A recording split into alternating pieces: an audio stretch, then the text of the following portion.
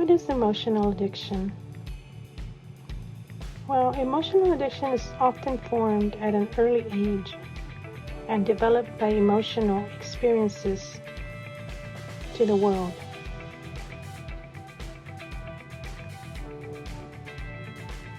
And they often resonate with lower feeling states, such as fear, pain, insecurities, anger, hate.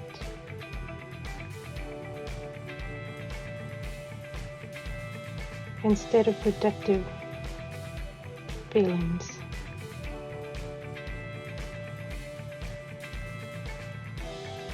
And then we become attached to them as coping mechanisms that bypass logic or reason, as we become dependent on them as part of our worldview. Hi, my name is Savia, and I have been going through an emotional addiction journey for the past 4 years, which landed me being completely bedbound. So now, as I am almost at full recovery, I am making people aware of what emotional addiction can do to the body. It can do a lot of difficult things. It expresses itself in such a way that it can leave you paralyzed, health-wise.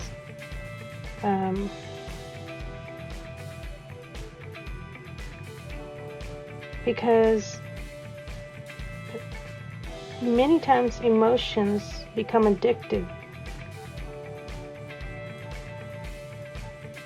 and they keep us from coping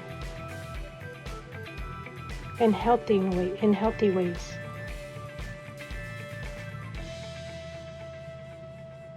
So this past year, I went on a journey, a year and 2 months, I believe, on a journey to heal.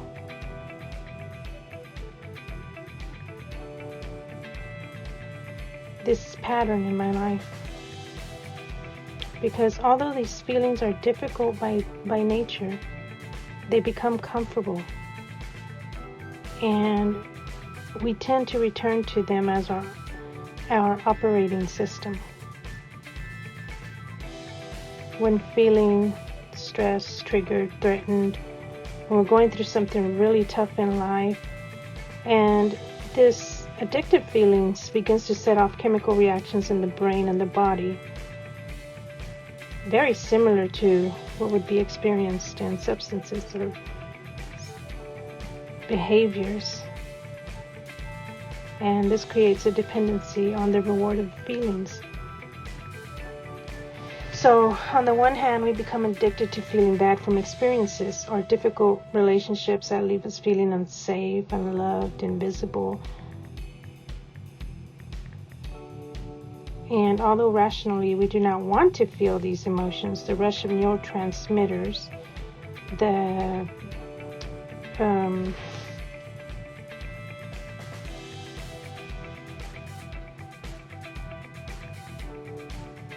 ANS transmitters experienced during these emotional states create a chemical dependency to these feelings and an emotional expectation. We then form this subconscious pattern and for a lot of false beliefs about ourselves, which lead us to live in shame, disappointing relationships, or potentially self-sabotaging ourselves again and again and again. All because of this emotional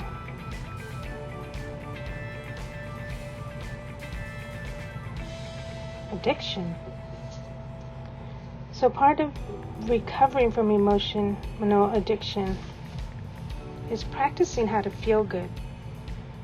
So for me, my spouse, from a spiritual level, he chose to transition this earth in a car accident. From a physical level, he died in a car accident. From a human heart level, he's no longer on this earth here physically. His body's with me. And all of that started me on this journey of healing my heart. So I had to learn to practice how to feel good, because so often I would gravitate back to old familiar emotions and thoughts that would link me back to grief, pain, hurt, early childhood wounds, and many times our addictions may be varied, but they create similar patterns in our psyches and cellular memory that play out in our lives. So now I am on a quest to help people realize that when we make this our operating system, our health begins to decline from a 3D level. So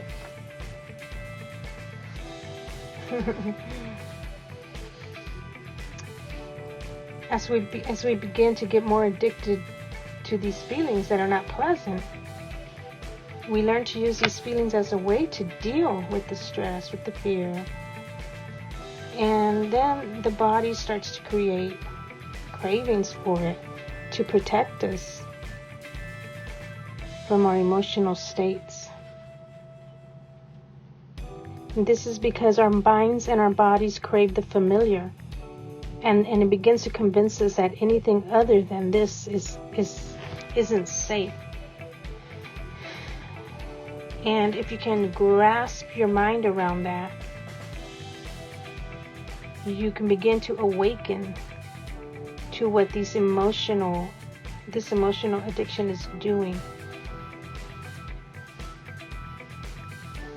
to us as individuals. And many times, it's not that we want those experiences. It's that the past is replaying itself. And our system acts as a protector. So the limbic system is constantly protecting us. And it attempts to keep us from the possibility of something new that would differ from the learned belief or the learned behavior. So it's a coping mechanism. But the great news is that we can learn to break free from this pattern, and we can recover. Because when we become aware of the ways we are feeding our own suffering, we can take that right action to change that. And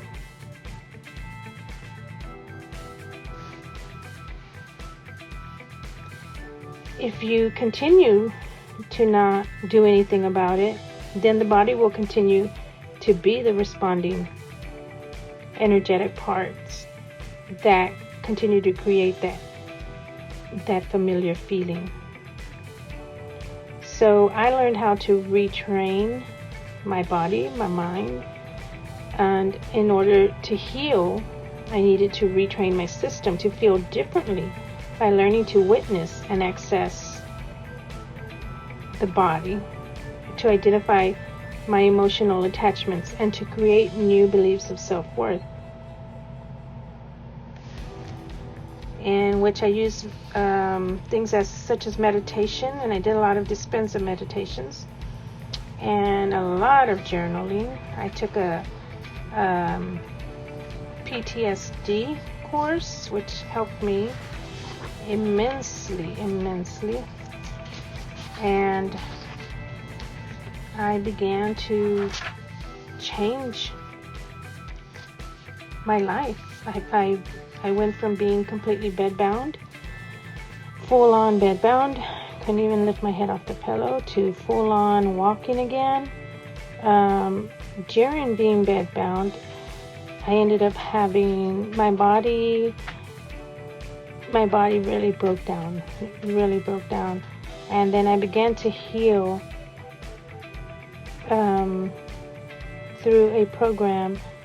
It's known as Dan's ANS Rewire program. It was the first healing tool when nothing else would work, when supplements wouldn't work, when functional medicine wouldn't work, when chiropractic wouldn't work, when Western doctors wouldn't work.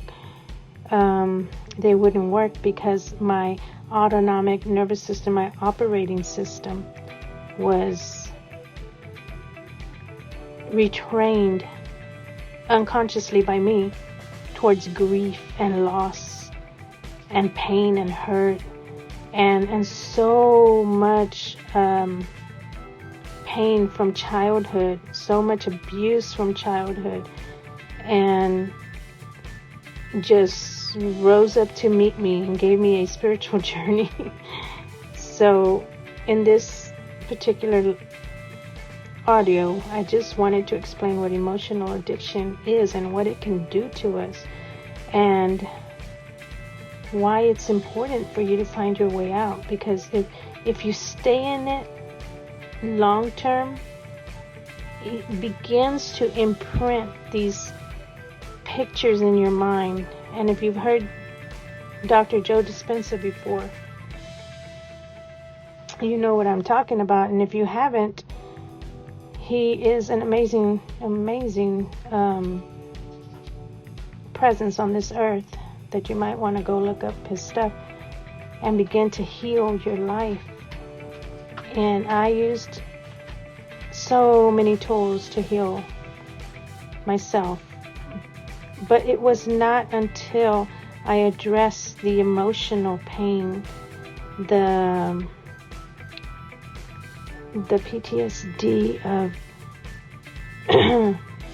life circumstances,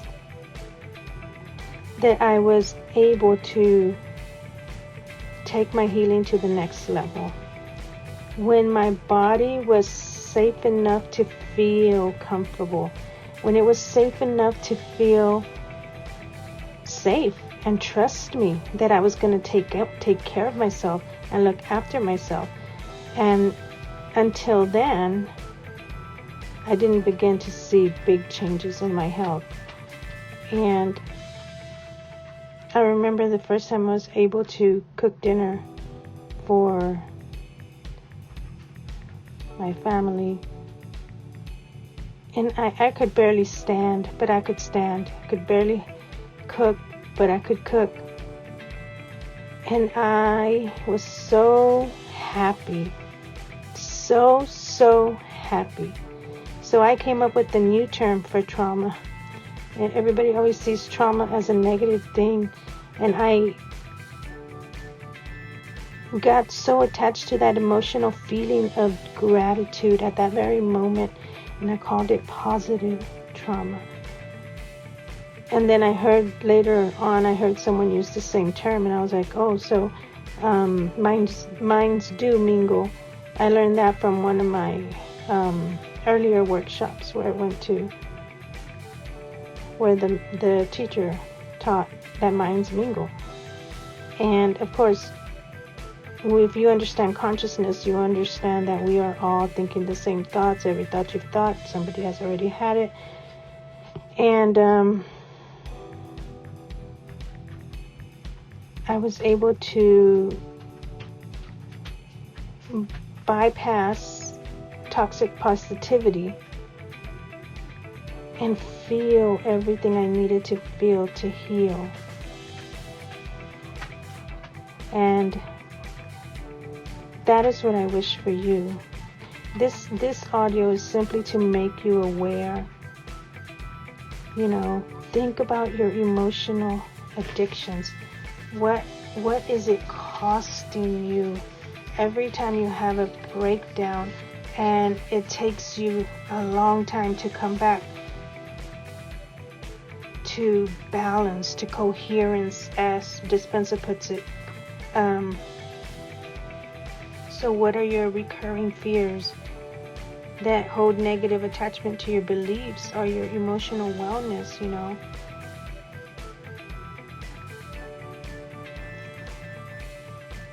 Put yourself in a position to hold space for this emotional response that is going through your body, that your body is showing you it needs attention. It needs to be tended to. It's not there for just no reason. It's warning you that it needs tending to. So until you fully heal, it will continue to come back and come back. And the thing is that I love the way Dispenza puts it when he says, you've been doing something for 30 years this certain way. And then one day you tell your brain and your body that you're no longer going to do that. Well, guess what? It's going to create resistance, and it's not going to change overnight. It is a journey. It is a process. But it will change if you stick to it. And every time you have a setback or a dip or a whatever you want to call it, you can remind yourself, this is part of my healing journey. The reason that I'm feeling right now is because I've created this habit already in my state of being through this emotional attachment. And now that I'm ready to change it, now that I'm in the awareness of changing it, it's fighting me. So the body will fight you because it wants to stay in the familiar. It wants to stay in the comfortable. It thinks it's protecting you. And that is why I talk to my limbic system all the time. As I was healing, I did a lot of brain retraining programs. I did the learning process. I did the DNRS. I did the Gumta program. I got a private coach for brain retraining. And I spent thousands and thousands of dollars getting educated on this to heal myself. And the one thing that worked for me the most was sticking to brain retraining while I was doing everything else holistically, and eventually changing the emotional patterns in my life. So I was able to bring myself out of being bedbound, some deep depression.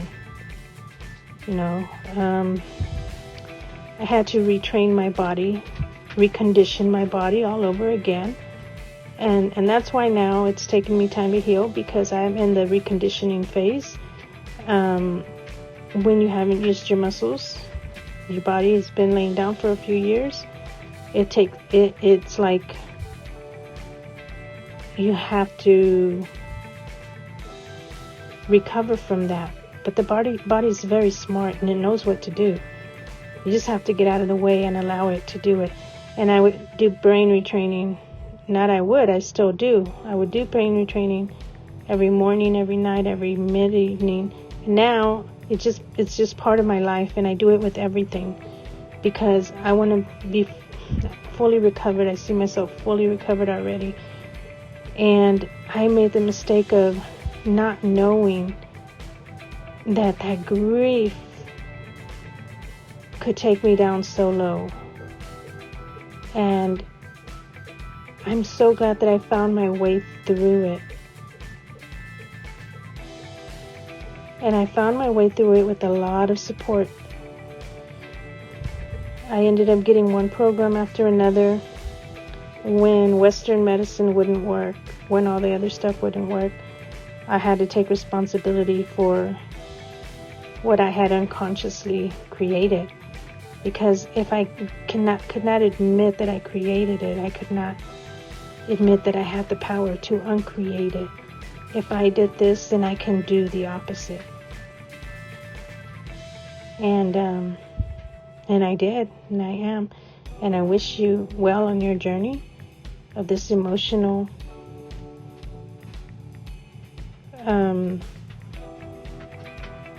awareness, so that you can begin to change your patterns. You can begin to change your life.